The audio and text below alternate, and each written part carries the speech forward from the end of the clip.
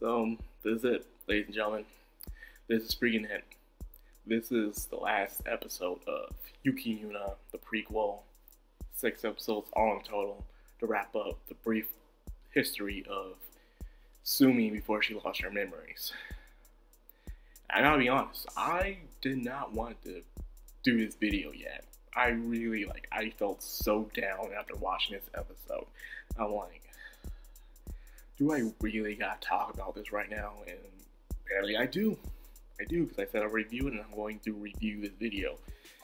Because, gosh, you know that feeling when you think you're used to something, and no matter how many times you see it, you find out you're not used to something? There's just those things in life, no matter how many times it happens, no matter how many, it becomes a daily habit. There are some things in life you cannot get used to, and watching YUUKI YUUNA is one of those things. It's not a bad thing, don't get me wrong. YUUKI YUUNA is a great series, a great story, way better than the author's other work, Got Killed, which was okay, but not on YUUKI YUUNA's level. This episode was just truly just heart-filled and despair-inducing field trips. That's what it was to me. I watched this episode coming in. I'm like, because after watching the last scene from the last episode, I already knew some bad stuff was going to go down. The girls finally got their new upgrade. It seems like the Shini-sama will give them guardian spirits to help them enhance their powers and also protect them in battle. This gives them really godlike powers. I mean, these girls are strong enough to actually deflect the power of a whole sun coming towards them and exploding. So in a way, it was a supernova. So these girls, in a way, survived a supernova. That's how strong they are now. That's the power of exploding sun. So they're OP now, thanks to these guardians. But this comes with a price, however, as you see in the side of the episode, for those who have watched it, that every time he uses power called All Out, or I like to call it Bonkai, because in a way, every time they said All Out, I believe they were saying Bonkai. I'm not sure what Bonkai means. It probably means All Out, but that's what it is. It shows their full potential power. That's what All Out does. Like, it's way further from their original base forms, and of course their new forms. But every time they use this power, it comes with a very gravely bad price, like terrible price. This power literally takes away something from them every time they use it. And it was shown with Sumi using the power, then the power just stopped. It seemed like the power is on and off. You can use it then for that temporary amount of time, but it seemed like you have to gather up even more energy within yourself in order to use it again. And as Sumi was using her power, she realized her legs weren't working anymore. And Nogi's, I believe it was her right eye, was blind. She was blind out her right eye. So it was just tragic, man. And so after the Sumi lost her legs and Nogi couldn't see out one of her eyes, a substitute came in, something to bring back their ability to use that body part again. Sumi was able to use her eye again, and Sumi was able to use her legs again, but only with support of those tentacle things. And Nogi was able to see through her eye for something that came on her face. So, make things even worse, as Nogi, I think Nogi had the worst of it all, man. Nogi, man, like, you thought what happened again was terrible. What happened to Nogi is even freaking worse, man. I mean, she went all out, don't be wrong, she went all out like a beast, but at the end of the day, that power came with a price. As she started to realize something, her arm also stopped working. Then all of a sudden, the Shini-sama gave her a new substitute. And then next you know, when she went through the portal gap, her heart stopped beating. But then another replacement came. So this girl literally cannot live on her own. She cannot be living on her own at all. She probably can't breathe on her own. She can't walk on her own.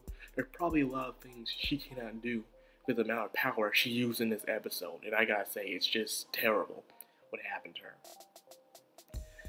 And as for Sumi, oh my goodness, man. Sumi, it explains how she lost her memories. She used her power one last time in this episode, and as you know, she forgot everything. She forgot who she was, she forgot her heritage, she forgot everything, including Nogi, and you gotta already admit the feels with how strong Nogi is in order to take that for your best friend to come to you and say, she don't know who you are, she don't know who anything is. After a despairing battle that you're in right now, for you to hear that your own best friend don't know who you are anymore, that's just sad, man. But nonetheless, she sucked it up, and she gathered all the power she could in order to save her best friend, even though she's crippled. Watching the original series, YUUKI YUUNA, you know she's still alive, but if you can even call her living, because to be honest with you, man, she can't even walk anymore. She don't even have her eyes. She only has one eye. She only has I don't even think she has any of her arms anymore. But all I can tell you is this: is that she's incapable of doing anything on her own anymore. But however, she is still extremely powerful. Don't get me wrong. She has I believe up to 18 spirits now in the current series. So as for Sumi's situation, it pretty much picks off where the beginning of the first season starts off. She moves into a new place, and there she meets the main protagonist of the original series, YUUKI YUUNA. That's why the show is called YUUKI YUUNA. Some people who are watching the show are wondering, why was it called YUUKI YUUNA when there is no YUUKI YUUNA in the show? Which is true. I believe they should have changed the title in the beginning at first, so some people won't get confused, but they probably had their reasons, because YUUKI YUUNA is the true protagonist. She is the one that is the true hero. However, the term hero, I want to talk about this term hero in the show. As their mentor, the one that told them about the new gear to help them increase their powers, went to each of their parents.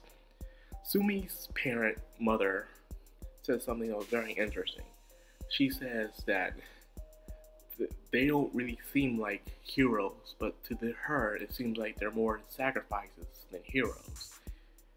And I start to look back on some things and did some research about female superheroes, pretty much the whole entire thing of YUUKI YUUNA as a series as a whole. Throughout ancient times, in different cultures and religions, mankind would always use a pure female as a sacrifice. Of course, this pure female is given luxury and given everything she desires and wishes. However, she dies at a young age, but she is the sacrifice in order to please the god, to have a great harvest, or to stop a certain tragedy to happen upon them that they see coming. So they believe sacrificing a girl would be the best option. But it couldn't be any girl. It had to be a girl of pure heart. She had to be a virgin. She had to be very young. So I'm guessing a lot of females did not live for very long back in the past. I'm not sure if these acts are still being practiced on today, but I hope not. But yes, so in a way, you ask yourself, what really is a hero? You might think the first thing comes to mind is someone who saved the day. That can be anybody. To me, a hero is someone that sacrifices their life for someone else's. They're able to do what no one else is willing to do, even if it costs them their life. That is a hero. In some aspects, people believe, and I believe as well. So, in a way, YUUKI YUUNA as a hero is nothing more than YUUKI YUUNA as a sacrifice. And that's pretty much the hidden dark meanings of what it means to be a hero. And that's pretty much what the whole entire series really involves into, is the meaning of what it is a hero, a darker term of what a hero is. It's not always the comic book action, happy sunshine, manga and anime meaning of hero, but also the back in the old days sacrificial, religional arcs of what it means to be a hero. So when I thought about this, I'm like, dang, this makes a lot of sense now to the series. So, my total thoughts of the whole entire prequel series. I have to say I loved it. This was definitely one of my most favorites so far in the season. Not my most favorite, but it's one of my most.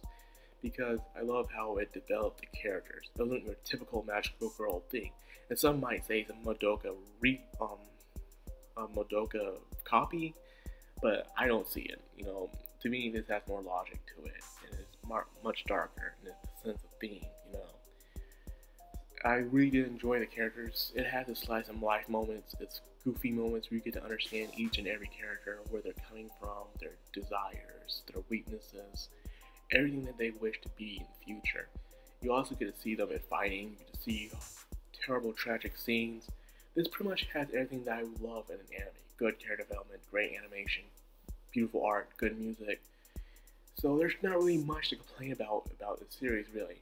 And I'm actually looking forward to the remaining 6 episodes. The remaining 6 episodes is actually a sequel to the original series. And I know some people are confused about it. I'm going to explain. There's the original series, YUUKI YUUNA as a hero. Then there's the prequel, which I just got done reviewing, that we all saw together 6 episodes before the original series. Then the remaining 6 series is a sequel to the original series. Oh, camera. So yes, that is going to happen. So probably next week, I'm believing that the next sequel will come out to the series of YUUKI YUUNA as a hero, and so we'll pick up where the original heroes left off from the original series. So I'm actually looking forward to that. I have read the novels a long time ago about it on the web somewhere, so I can't remember everything that happened. But I am definitely looking forward to it, and I hope you guys too, because this is a freaking awesome series, and it's one of the most underrated series of the season so far, and it's a shame, but hey, you do what you gotta do. The only thing you can do is share it around and let people know about the series. If you love the series and you like more people to talk about it and want more people to watch it, all you can do is share it and tell your friends about it.